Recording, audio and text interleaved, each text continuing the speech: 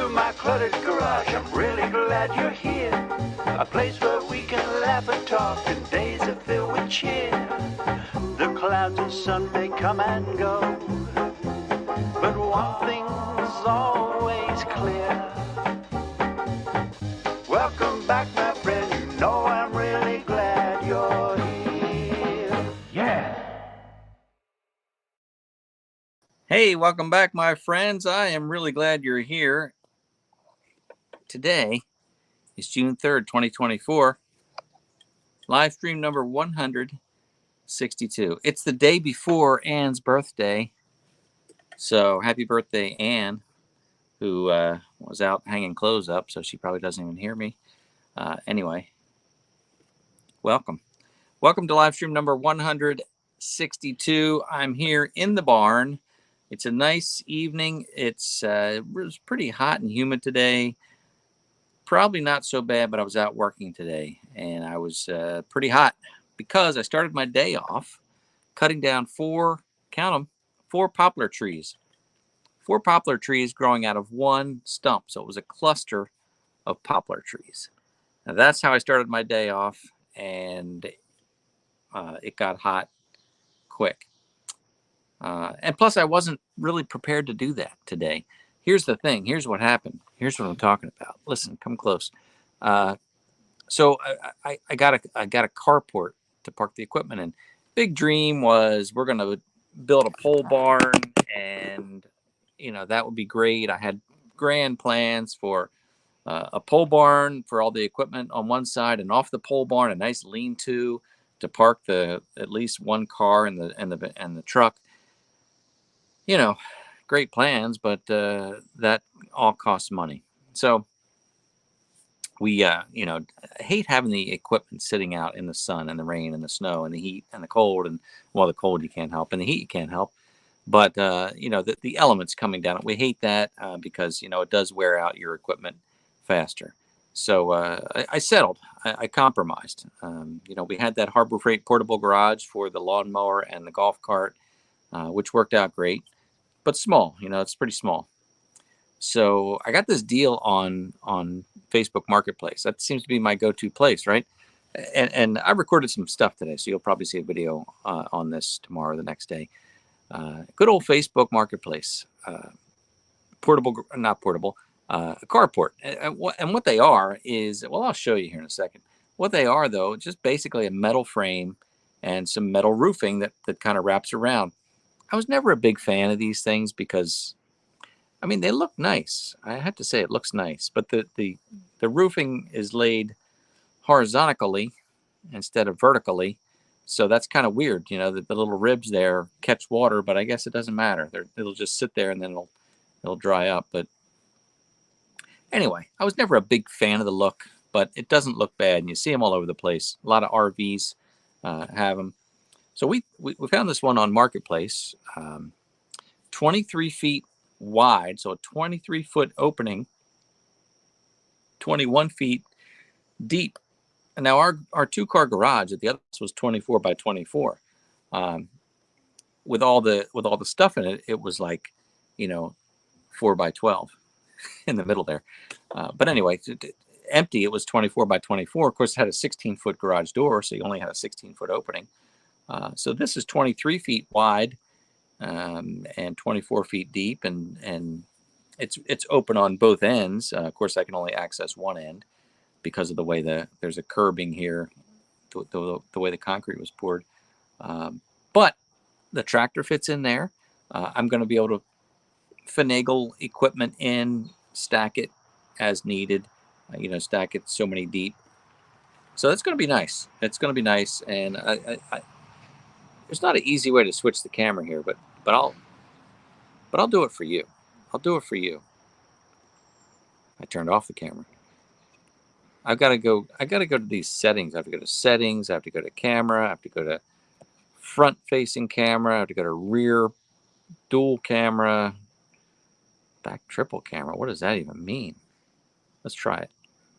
What does that do? Oh, it just does that. Okay. Back triple. Back dual. Is that wider? Back ultra wide. That's very wide. Back camera.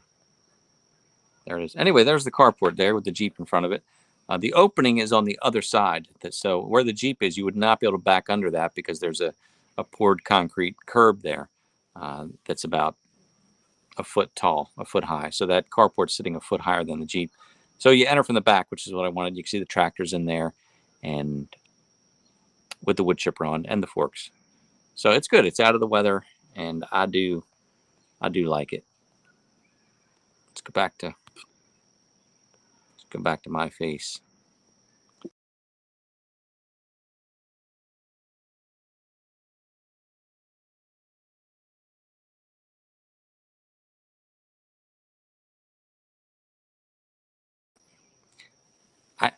I left the live. I came back. I guess that's good. I don't know what happened there. I'm using my phone here, obviously, and I'm glad it came back in after I closed it. I'm back, right? Tell me if I'm back. Am I back? It still says live.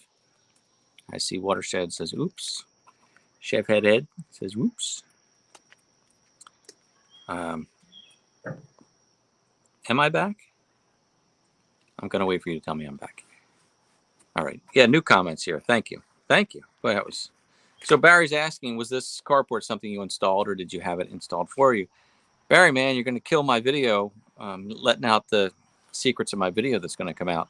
Doesn't matter because we're a tight knit group here, these live streamers. So Barry, here's the deal. I didn't mention this on the video anyway. So there's a company that makes these, and you'll find them online. If you search carports, you'll probably find this one company that sells quite a few of them. And I had reached out to them a couple times and said I'd like to demonstrate installation of one of your carports. And of course, I was looking for a collaboration. Sorry, that's Irma nibbling on my elbow. I was looking for a collaboration. So yes, I was looking for them to donate a carport to me so that I could demonstrate it on the channel. That's how us content creators do things, and helps make our living. At any rate, that was my plan, was if they're willing to provide a carport, I will install it, show you the process. Maybe you'll want to buy from them as well. It's good for everybody. And, I'm always open about those type of collaborations and sponsorships. And I always say, I want to give a complete review, the good, the bad, and the ugly. At any rate, I never heard back from them, and I had reached out a couple of times. So I didn't use them. Not that I had anything against them. I probably still would have used them, but I happened to find this deal on Marketplace. And the guy was selling, he had a number of these, brand new, never installed, never erected. It's something he does kind of as a side business. And I chatted with him. It was the same gauge material as the other brands that I researched. Basically it's the same design. And I was going to buy it and install it. This 23 by 21, he had listed for $2,800, which is ballpark fair. You look at these other companies, and they're around $3,000 or so. So he was a little bit lower, and then that would be if you picked it up from somewhere in Pennsylvania, I think Lancaster area. So he did offer delivery, and he said, look, if you pay for delivery, we'll install it for you at no cost. And delivery was like $400. So it was $400 to have it delivered and installed. Now, this other bigger company, they charge $300, I think, maybe it was $300 to offload it for you. At any rate, it's $400 to have it delivered and installed. Now, I would have put it together myself, but I thought if I'm paying for delivery and they're willing to put it together, then why not let them do it? Because I was going to put it together myself, but I had no way to go pick it up. Not because the sheets of metal are 23 feet. Biggest trailer that I have easy access to is 16 feet. So I paid for delivery and installation. So no, I didn't put it together. That was a long answer to your question, Barry. But here's the thing: you can put it together. Watching them do it, it is not a difficult process. It's a bit tedious. It's a bit cumbersome, I think. So you need two physically fit people, but you could do it. You could definitely do it. And if I got another one, I might just do it myself. So, and yeah, okay. I see Barry reposted. Good. So I answered your question. Yeah, Linda, that was I feel good about that. I think that was a pretty good deal. And the prices may fluctuate from time to time, but this was like I said, about $3,000 total installed, and it's done in a day, and I'm pretty happy with it. Now compared to a pole barn, these supposedly have a weight rating, I think, of 400 pounds per square foot. So a snow rating, that's a lot. That's a lot. So it should hold any snow that we have here. Wind rating, I don't know what the wind rating is. It moves. They don't have a whole lot to secure them, but maybe the fact that they flex is what makes them work. And it's got all four sides open, so any wind we get is going to go right through it. If it had three sides, maybe the wind would get under it and try to lift it. But it's there. It's temporary, and as you'll see me say in the video, temporary can be a very long time in my world. Mike has a question: how's it held to the ground? Now I have a concrete slab out here that Phil and Lucinda poured probably 40 years ago when they bought the place. So there's a concrete slab out there that's like 17 by 30, and this is like sideways on that slab. So there's like a foot that's hanging off, 17, 18, 19, 20, 3 feet. It seemed like less than that. So it must be wider than 17. Anyway, there's like a foot and a half hanging off that's in the dirt. What they did was they drilled through the concrete, and there's a hole in the runner, the bottom runner that goes out, and they drilled through the concrete, and then they drove down like a 2-foot long piece of rebar with a welded cap on top. So basically, it's basically a big nail. It's nailed to the ground. If I were to install one myself, I would drill through the concrete and I'd put concrete anchors in there. There's 3 on each side. But this is how these things are done, and they don't go anywhere. So it's okay. But it's not how I would have done it. But I'm not an installer of these things. So that's how it's held to the ground. And the good thing is I could grind those things off, and I could move it a little bit if I wanted to. But yeah, it won't blow away. It won't blow away. Yep. Boy, David, that's a good idea, or a good deal. 26 by 30 by 12 building installed. Finished at midnight. 6,000. That's pretty good. That's really good. Nice to find those kind of deals. I'm going to look through some comments. Again, I'm using my phone, so it's a little bit clunky. Today's the 3rd. You want to watch in not next week, but the following week. I've been talking to our friend Gord from GP Outdoors. We're trying to get together. So the plan is, I think he's going to join me. Is it the 17th? Not this Monday, but the next Monday. This is the 3rd. Yeah, so he's the 3rd. Next Monday, I guess, it'll be the 10th and the 17th. So 17th, trying to get Gord from GP Outdoors on here. He wants to join me. We're just trying to get our schedules together. So keep that in mind for the 17th to chat with Gord here. He's always fun to chat with. And yeah, Ross and David are mentioning you can put sides on these. It's the sheet metal is 23 feet, so you just add like 3 more sheets on each side, I think, and you screw them to it. It'd be really easy to put the 2 outer sides on. The gable ends, I don't know what you would do with that. I think that's generally not sided on these. It's usually the 2 sides. But anyway, I might like the side that's facing the road. We might add some sheets of steel there. Super easy to do. Not in the plans right now, but it would be smart, because when you get some of that rain blowing in, at least that would prevent some of that. I was actually looking that I'd like to have another one. Now that this is up, I'd like to have another one right in front of it where the Jeep is parked, and it would sit again about a foot lower, So it would look like a 2-tiered carport, and then you could park the cars on that side. It'd be kind of neat. I'm liking it. The more I look at it, the more I like it. So this guy's in Lancaster. So if you're on the if you're in the Northeast, Pennsylvania, New Jersey, Delaware area, he travels, and you can email me if you want his information. I'll be happy to send it to you for sure. I'll put my email up here in a moment. Yeah, just looking for some questions here to see. I'm not going to do a sticker giveaway tonight. Sorry, boo. It's just because I'm using my phone, so we're not going to do that.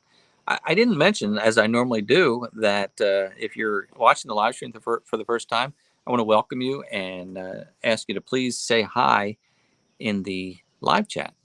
Post a comment in there saying, hey, it's my first time joining one of your live streams, and we'd all like to welcome you for that.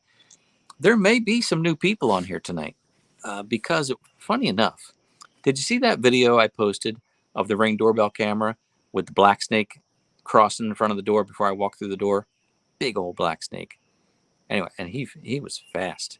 So did you see that? It was a short. It was a 14-second video, and it was just from my Ring doorbell cam. Right before I walked through the door, as I'm walking up to the back door, you see this big black snake just shoot across in front of the door.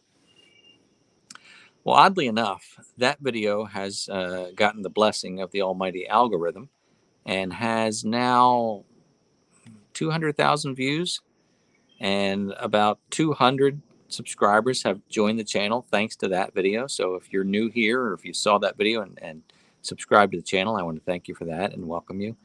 But how funny is that video has kind of taken off. Anyway, so say hi in the live chat for us, and let me know how you found the channel. Was it YouTube or Facebook or Instagram or TikTok? Because we are live streaming simultaneously on Facebook and YouTube right now. Didn't do Instagram tonight. I had been doing some live stream on Instagram, but stopped doing that. Well, tonight, because again, I'm on the phone. You can only do so much from the phone.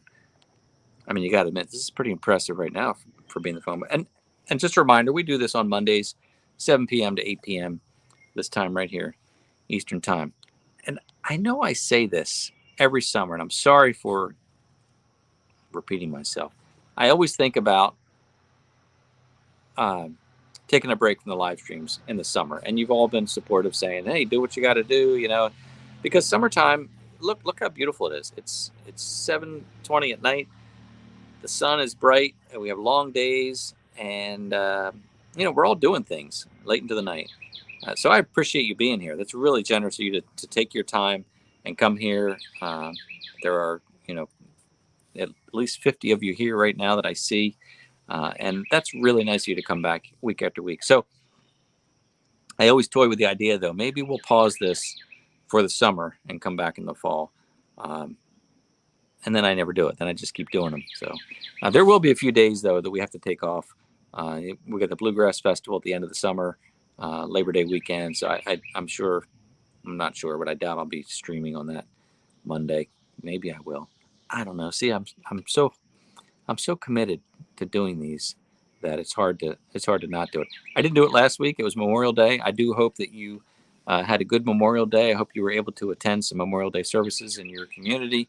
It's a somber holiday, and it's one of the most meaningful for our country. And I know that Canada has your own Memorial Day, I think a month or so before ours, or a week before. I don't know when it is. Sorry for that. But, it's important that we honor those military people who lost their lives.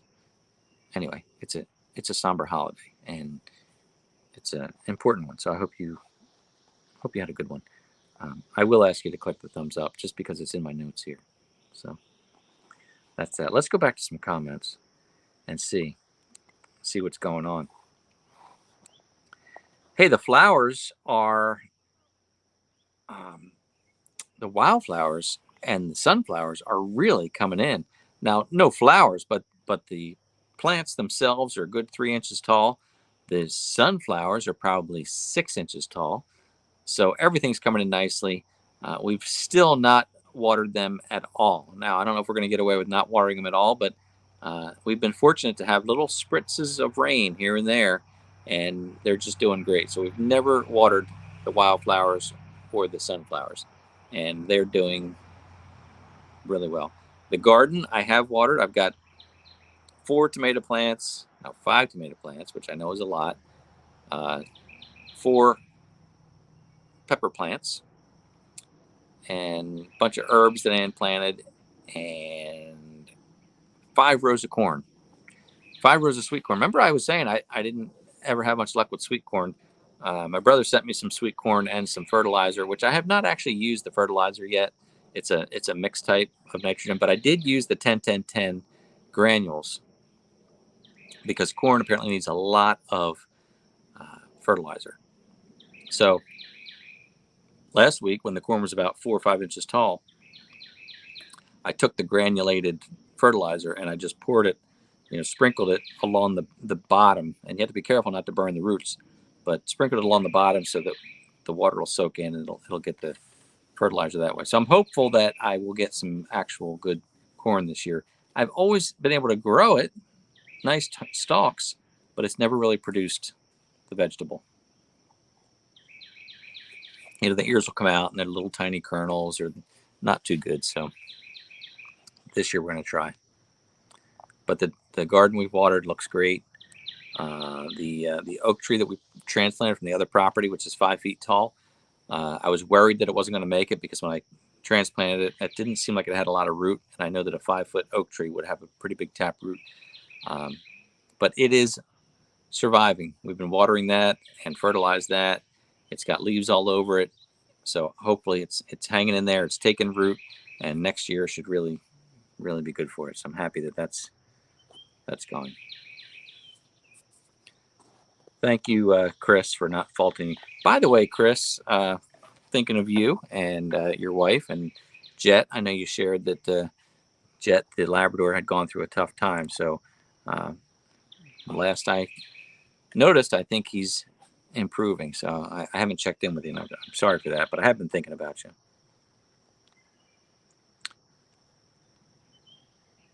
Right. Let me look back here.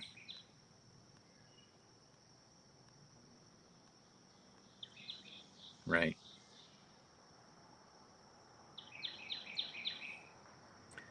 Barry, thanks for the information. YouTube gave you a notification that we were going live. So thank you. Thanks for joining.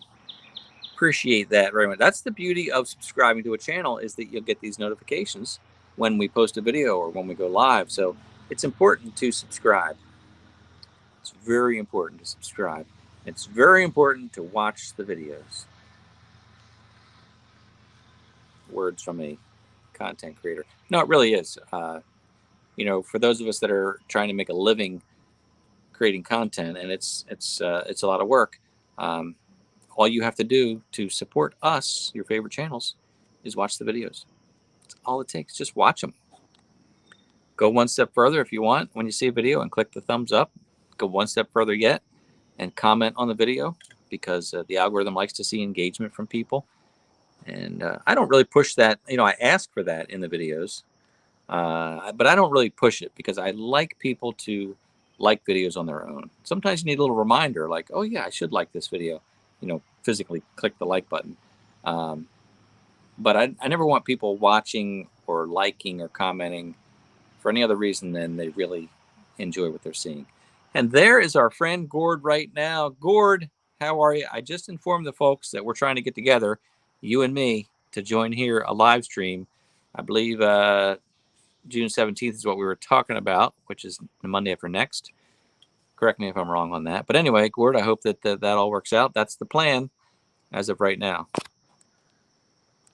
So, good to see you here. Projects with JW, good to see you. John, that was very kind to give that super chat. I'm clicking all kind of things here that I can't click off of. Gosh. And yes, Chris, I know you felt like Jet was a goner. And the way you mentioned it, I kind of thought so too. So that's pretty cool that he's recovered. It's really, or recovering, I guess. I don't know where we are with that, but anyway, thank you, John, for that. I appreciate that. So now the carport costs $20 less than what I paid for it. Thank you, John. Appreciate that. Yeah, we had a scary episode a couple years ago with Hachi. I blamed it on a rubber toy that I had found on a job site, and it was a brand new rubber toy, but she likes to destroy things, and especially if it has a squeaker in it. And this was like a squeaky toy, so she destroyed it, and I guess she ingested some of it, and then she got super sick, like really lethargic, and we took her to the vet, and she had they were concerned. They had to actually flush her liver, and the news they gave us at the time was, well, some dogs survive this. That didn't sound too good when they said that. And she was in there for 3 days, I think, and she did finally come out of it. And you see her now running around. She's great, but that we thought for sure she was gone too. Hey, Irma. Irma's doing amazing. Here's the latest with Irma is that she doesn't like the fence. Don't eat the wire. Come here, Irma. Hey, Irma. Say hi to the folks. Irma. Hey, what's happening, huh? She's gotten much bigger. She's shedding out. You can see as she sheds this, because this isn't wool. This is a hair sheep. So as she sheds, you can see the new undercoat here on her neck. And that's what her whole body will look like. I know you don't like being... All right, come here. Anyway, that's Irma. She's like, is it 8 weeks? Yeah, we figured she was probably born around, I'm saying April 1st. So she is like 8 weeks now. Still on the bottle. What I read was about 12 weeks on the bottle, and you can start to wean. She could be weaned right now, but she loves that bottle. So I give it to her twice a day now. I cut it back to 10 ounces. I was giving her 12 ounces. So 10 ounces twice a day. Probably in another week or two, I'll cut her back to the bottle just once a day, probably every evening, to get her into the holding pen. She's chewing on my phone wire here. But anyway, I fenced in an area, got the fence. Well, it was already fenced in, but stop it. I fixed the fence that they had. Phil and Lucinda had an area fenced in for a dog that was a pretty big area. It's quite large for a small animal. So I fixed up that fence, put a gate in, and then I moved the dog kennel that she'd been living in into the fenced-in area. So she's within the fence. She's also fenced in. At night, I lock her up there because there's been concerns about coyote around here. I've never seen one, never heard one, but I know people have lost lambs and chickens. Again, we've not seen evidence of them here, but for her safety, I've got this. I'm putting in there, and I don't even know if it's. I was saying to Ann, if a coyote wanted to get to her in this 10 by 10 cage or pen, I don't think it would take long for them to dig under it. Probably if they spend an hour on it while we're sleeping. Anyway, that's the sad truth, that I think if they really wanted her, they would get her. But anyway, my point was, fence this in. She does not like being fenced in because, again, I'm her mom. She likes to be near me. If she sees me, she screams, cries, bleats, they call it. She bleats for me. She has a bleating heart for me. She likes to be around me all the time. She likes to be around Hachi. She does not like being in that fenced-in area. So, good news is, turns out that she does not eat the cosmos, zinnias, or sunflowers. She's actually eating the grass between them. So she's kind of weeding the flowers for us. I don't know why sheep don't like those kind of flowers. It's a win-win. They love poison ivy, which is great, and they're not eating the wildflowers. So that is a lucky thing. But she ate all the low-lying leaves on the grapevines. Maybe that's okay too. She ate the low branches on my oak tree. The problem is Anne's planting flowers. She could eat those. The garden I already fenced off, so that's not a problem. She's not messing with that. But still, a lamb should be in a fenced-in pasture, I think. And then there's talk about, should we get her a buddy? Would that help? Or should we get her? Here's the conversation. Should we get Irma a friend, aka another lamb or goat or something? Or should we let Irma find another home? Well, she wouldn't find it herself. We'd have to find it. But should we find another home for Irma where she would thrive and be happy? I'm not totally against that. I do like her. I'm attached to her. We're both pretty attached to her now. But we think about, not that we travel much, but it is nice to be able to go, if you want to travel, to not have to worry about anybody feeding your livestock. We have the dog, but we've got friends and family who will take care of Hachi for us. So, but the lamb would be another story. So anyway, for now, we're just taking care of her because she's still in the bottle. Cajun Aggie says, my neighbor bought a mule to keep the coyotes away. Noisy critter. Yeah, our other neighbor actually is the one who told, actually where Irma came from. That neighbor, about a half mile away, has other of these sheep, and of course Irma's mother died. That happens sometimes, so that's how we ended up taking care of her, and she was orphaned. But he told me that he had lost other lambs to coyote, and he has since added a mule to his pasture. I went over there last week, and as soon as the mule saw me, not a mule, a donkey, not a mule, an actual donkey. The donkey came running up to me and just hollering in donkey talk the way they do. Cute little thing though. But apparently they are protectors from coyotes. I guess they will chase the coyote and scare it. Yeah, the donkey seems happy, but when they come screaming up to you like that, you don't know what they're gonna do. All right, let's talk about. Here's a tractor comment from David Martin asking Ross about his new reverse rotation tiller. Well, he's asking if it's reverse rotation or forward rotation. I already know the answer to this. I don't know if Ross answered you in the questions yet. Oh, he did already. It's a reverse rotation tiller. Does a great job in just a few passes. Yeah, mine is a forward rotation.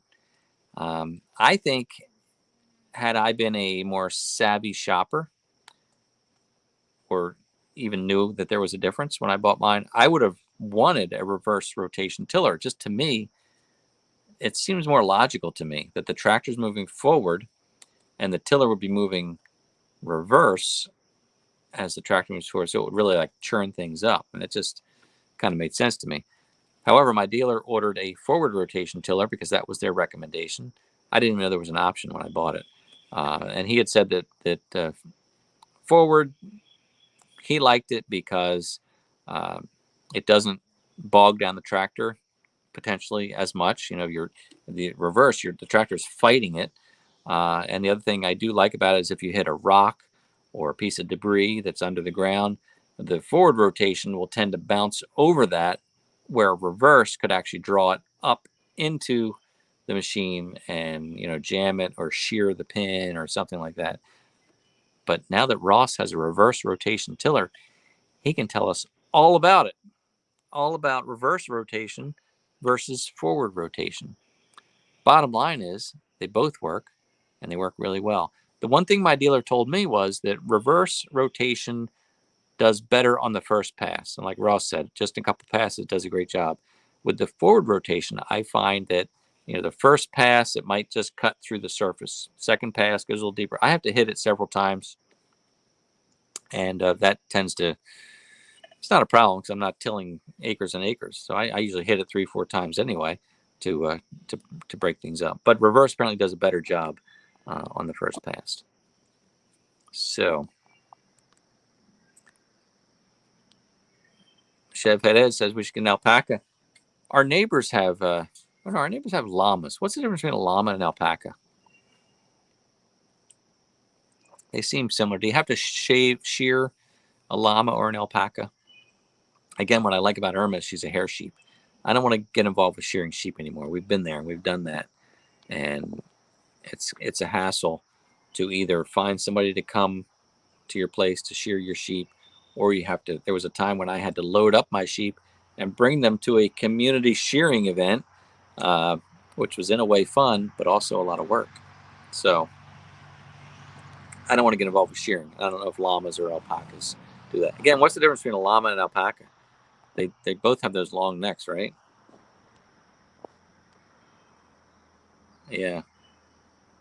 Mark from Anisto Key. Sounds like chicken math. We needed a friend, but they need a friend, so we got 5 lambs. Yeah, that's it. I mean, they're flock animals, right?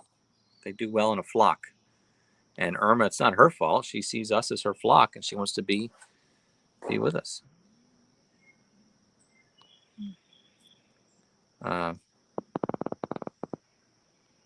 Okay. Oh, very nice, Margaret. Comment from New Jersey to Ross. Happy birthday to Michelle. It's Ross's wife's birthday today, and it's my wife's birthday tomorrow. How cool is that? We should get together, Ross, for the birthday girls. Yes, we should. All right, where are I with these comments?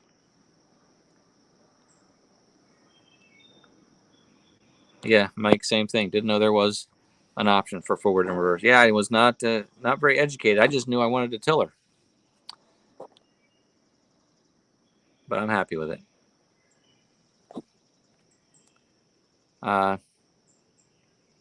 There's a question for Gord from Chris. Gord, is the Land Pride rotary cutter in the last video a 60-inch or 72-inch? For what it's worth, I run a Woods 60-inch with no problem behind the LX. Guess what I did? I think Gord has the same.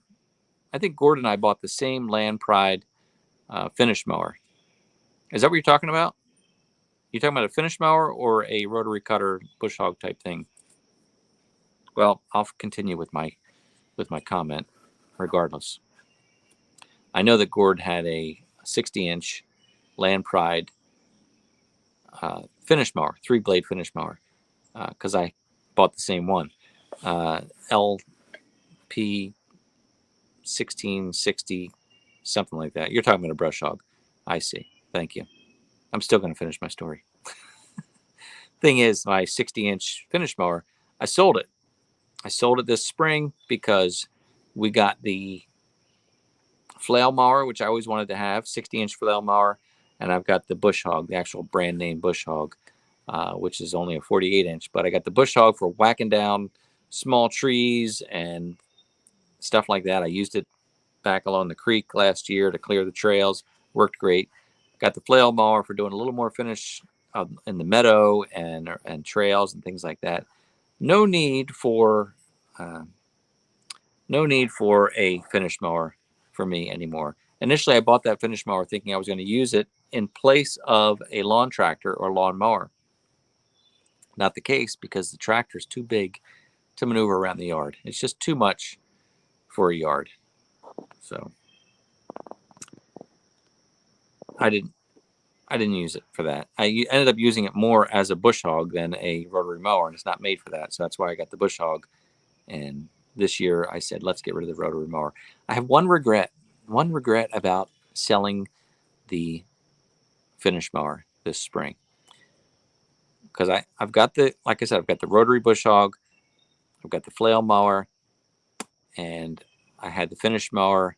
And then right after I sold the finish mower, someone made a comment on one of my videos and said, I would like to see a comparison between the finish mower and the flail mower. And I thought, darn it, I should have made one last video with that mower before I sold it, because I had the opportunity to make a video comparing flail, bush hog, finish mower. I made a video about that at one point, but I didn't actually have a flail mower to demonstrate. I just talked about it. This was my opportunity. I lost an opportunity. Anyway, I'm missing some comments there. A llama can get up to 400 pounds. That's like a cow. I know a cow can get up to over 1,000 pounds or more. Yeah, there's our friend John Ritter. Good to see you, John. I hope you're doing. I was actually just thinking. This is no lie, John. I'm not lying. I'm telling the truth. I was thinking about you today. I was actually, and I thought I need to send a message to John and let him know. Thinking about you, and here you are, right here with us. 79 and sunny in central Minnesota. School is out. Whoa! Congratulations. Congratulations for sure. That's fun. All right, let's see any more comments here. I like being outside. This is pretty nice. I've got the mule behind me, my favorite little limbing saw. I didn't use that today. You know what I find? Confession time here. I am lazy. Forgive me for I am lazy. Here's what I do sometimes. Last week, I was cutting some limbs up for the wood chipper with my favorite little Echo saw here. Little, what is this thing? A CS, I'll tell you the number right now as soon as I see it. There it is. CS 2511, little 12-inch bar, super light, plenty of power, handy little, you're not supposed to use these with one hand. They tell you that's not what it's made for. It's got a side handle, but people do use it with one hand. Anyway, I love this little saw. So last week, I'm trimming some branches for the wood chipper. I've got some cedar trees that I cut down, and I wanted to save the cedar. It's like nice 4-inch cedar, 4 or 5-inch, and nice cedar posts. We actually use them to line some of the garden with. So I'm just limbing the cedar with this saw.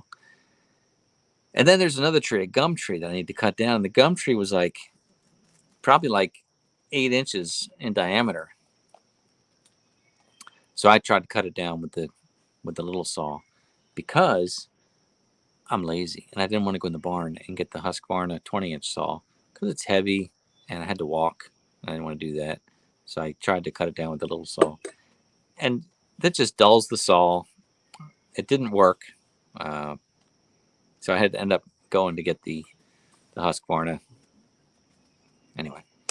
And then if I'm out using the Husqvarna, which is pretty heavy, 20-inch bar, and I cut down a tree, well, then I'll tend to just use that same saw for limbing or cutting down smaller trees.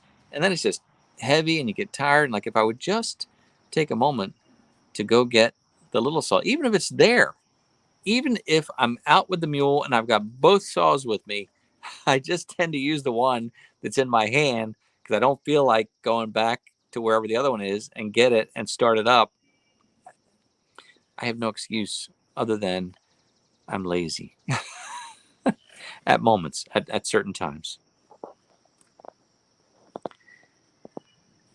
Aren't we all sometimes a little bit lazy? Hello, Irma. Now she's down there trying to chew on my chair.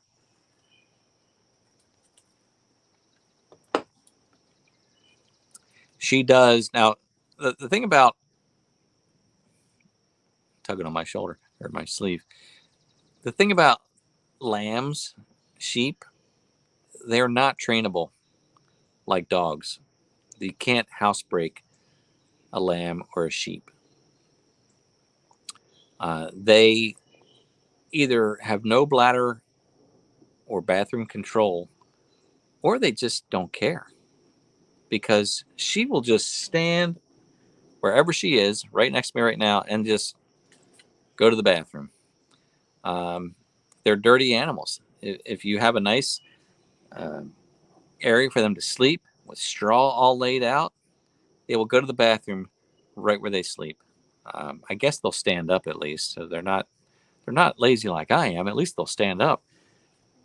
And they just go to the bathroom. Sometimes she comes up on the back deck and she just stands there and just evacuates whatever she wants. So the point is, she you can't house train them. She does follow me in the house sometimes. I let her. Like when I'm going to get the bottle, I'll because she follows me to the door all the time, and then when I go in the house and lock her out, she just starts screaming. So sometimes when I'm getting the bottle ready, I'll be, all right, you can follow me into the kitchen. She walks into the kitchen, and then I get the bottle, and she'll follow me back. It's quick. Not that quick matters, because they could evacuate at any time, but I've just been lucky so far. She has not gone in the house, but I don't let her stay in there for more than like 2 minutes. So if you could house train or house break a lamb, she might be in there. Like people house train potbelly pigs, because they're supposedly smarter than a dog, I think. But sheep, not so smart. Sheep, not so smart. They just are. Yeah, sheep are right, Phil. Sheep are like chickens. I guess you can't house train a chicken either, right? I never tried, never heard about that, but yep. Maybe birds just go where they want. So as cute as she is, she's got to be an outside animal.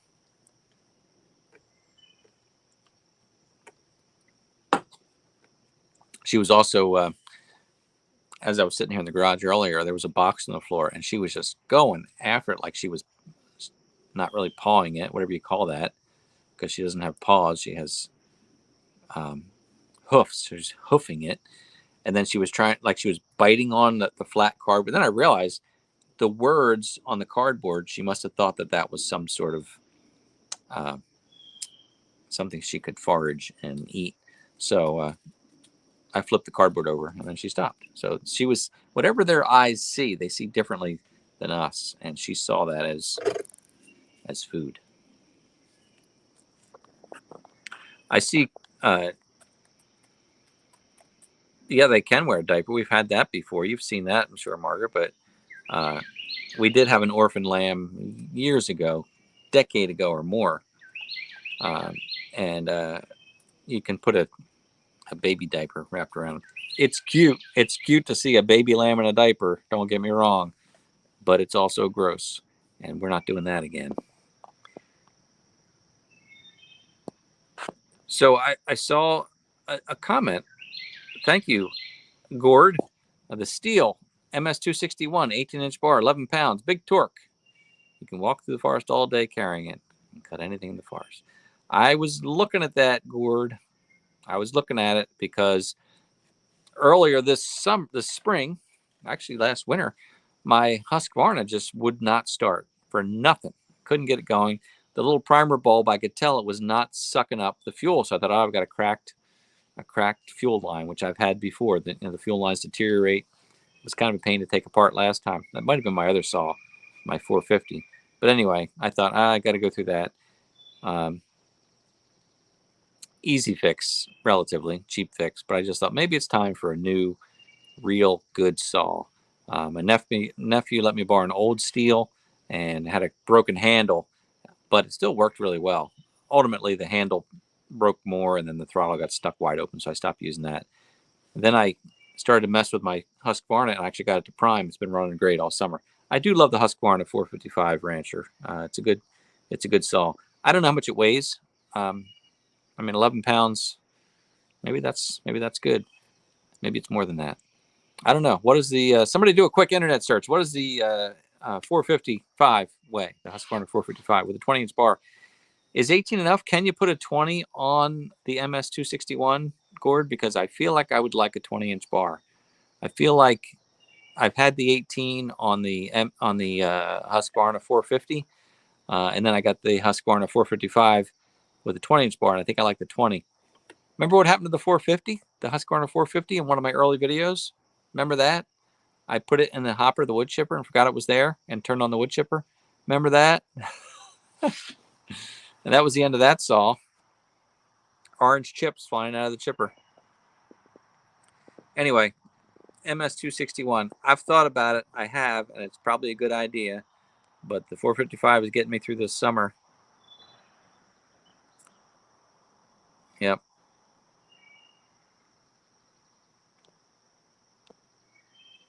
And no matter what you use, cutting firewood, cutting trees, it's physical work, and it's tiresome. You know, it's not for the faint of heart, for sure.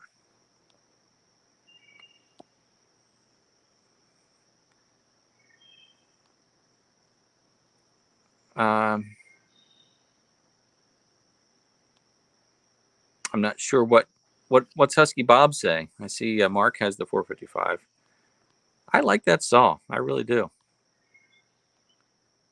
Yep, I do. Maybe I know Husky Bob. You have a running joke with him on your channel that he likes the Husqvarnas. I got no problem with the Husqvarna. I think it's a nice saw. And I ran that old steel saw, which was nice as well, but I really didn't see. Now, again, that was an old saw. I forget what model it is, but I didn't really see a big difference with it. Yeah, I didn't actually get that on video, chipping up the saw. I just talked about it. It was on my very first review of the Woodland Mills wood chipper. There's no footage of what happened. It happened during that day, and here's the story. Here's the quick story. Sorry, somebody's messaging me, but I can't look at the message. Sorry. So I was chipping wood, and I was using the saw to cut the limbs smaller so they could fit through the chipper. And I moved from one location on the property to another, probably 200 feet away. I put the saw handle first in the hopper of the wood chipper just to transport it that short time. So I traversed across the property, dropped the wood chipper right next to my next pile to chip, and without thinking about it, I turned on the PTO. Thought, all right, I'm ready to start chipping. Turn on the PTO, I hear a strange sound, and orange chips start flying out of the chute, and I realized immediately what I had done, and I hit the emergency stop on the chipper. But it was too late. It was too late. It was already, the handle was half eaten. Didn't get any metal parts. You probably could have got a new case for it, encasement. I don't know. I just got rid of the saw. I was so upset at myself for doing that. I have not done it since. I now have a saw haul on the tractor, so I can store the saw and not put it in the wood chipper. But anyway, it's not on video. Would have been good if it was. Good for the channel if it was, but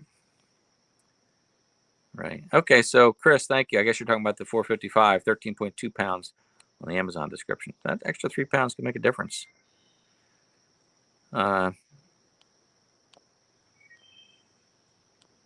Okay. Let me scroll through here a bit. All right. I do enjoy these live streams, and I enjoy talking with you, and I appreciate that so many people hang in there and come back week after week. I really mean that. I really do. So, Margaret, no, I mentioned earlier, no sticker giveaway tonight because I'm using my cell phone and I don't have that all set up to do that. So we're not doing sticker giveaway tonight. Thank you, Chris, for answering the question that I just answered. And it's weird doing this on the phone. I could bring my laptop out here to do this. I just want to be outside. I didn't even mention this. I don't think I mentioned this. I started to talk about what I was doing today and how it was hot and everything. It's cooler out here than it is up in my office because the house has no air conditioning. We put a window air conditioner in the bedroom, so the bedroom is nice and cool for sleeping. For the rest of the house, there's no AC anywhere, and we want to get mini split units instead of central because there's no ductwork in the house. Be a big job to run ductwork. It's just such a small old house too. There's really no place to run duct work. So we're looking at mini split units. You can get a one compressor with multiple mini split heads, and what we're looking at two compressors, 3 heads each. So basically it gives you 6 zones because each one of those is controllable by themselves. So 2 compressors, 6 mini split heads, and I think we're going to do it. The hard part to swallow is that you're basically talking about $3,000 per head to do that. So you do the math on that. I'll do it for you. 3, 6, 9, 12, 18, 3, 6, 9, 12, 15, 18. That's a lot of money. But they're also heat pump units. So that means like we added the shed dormer, which has no heat or air conditioning. So it would give us heat as well. So that's good. Excuse me. I'm trying not to sneeze. All right, let me get through. Let me get through with the comments here. Yeah, I know, David, they do have mini split DIY models, and I've thought about that. I know Mr. Cool is one you see advertised all over the place. You can install them yourself. Some of them come with pre-charged lines, which are neat. The one downside of that is that the lines are not, you can't size the line to whatever you need. You end up getting as close as you can, and then you coil up the difference. And I don't know. I know I could do it myself, but it's a lot to run those 6 heads, to be drilling through the walls, to be running the lines. They're going to run conduit on the outside, all those kind of things. Maybe I'll see it and say, I should have done that myself. I do. If I finish off part of this barn into a workshop, I do want to put a mini split in, and I'll do that myself. Totally confident doing that.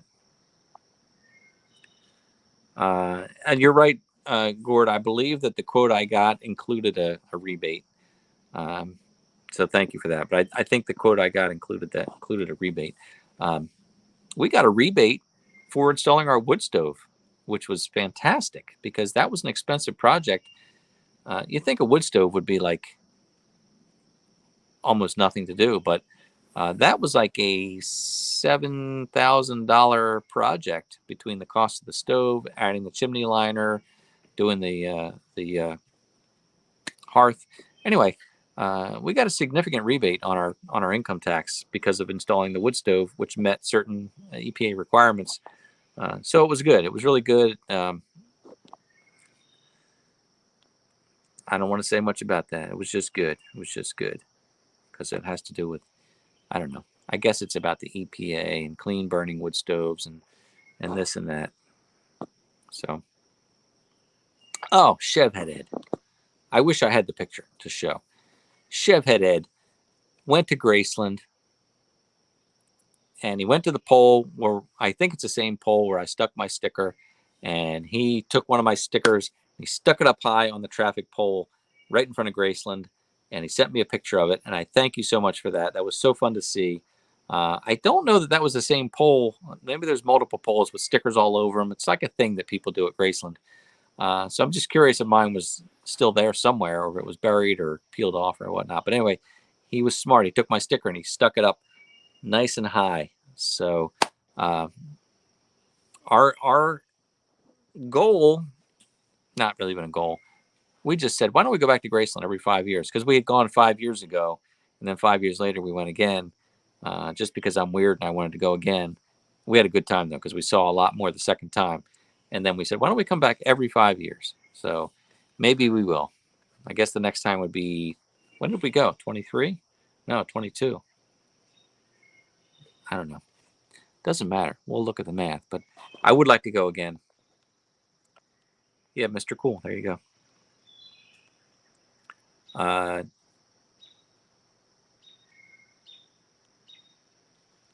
Yeah, if I planted that money tree, that's what I need to plant, right? Yes, I do.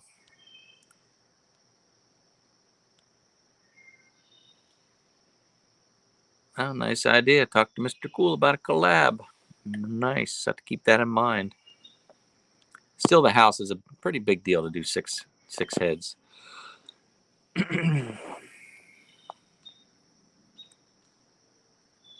Okay. See that? There you go. Thank you, Gord. We'll share that respectfully. Don't DIY the mini split. It's not that easy unless you are very mechanically inclined and skilled. I appreciate that. That's kind of where my mind was going, saying I don't think I want to mess with it there on the house, but I will try it on a small workshop in the barn. Although, Gord, I am pretty darn mechanically inclined and skilled, you know. I can do almost anything. It might take a long time, might not be exactly right, but I could do it if I really put my mind to it. Thank you, though. Yeah, Chef Head Ed, I showed that photo to some friends of mine. I didn't share it on a page. I will if you want me to, if I can. All right, Irma. She's getting hungry. She's trying to suckle on my finger. Right. Okay. Just going through. Yeah, no grants for goats or sheep here that I'm aware of. All right. And yes, Gord, let's talk about it on the live stream. Thank you. So we will announce that. Sorry for going over tonight. The time got away from me. I didn't expect. I actually thought we'd be ending early tonight, but we didn't. Went over a little bit. So thanks for being here. I do appreciate it. Have a great night. Have a great week. See you next week. See you, if I'm right, Gord, in 2 weeks. But we'll announce that for sure. At any rate, thanks for being here. I appreciate it. I look forward to seeing you next time.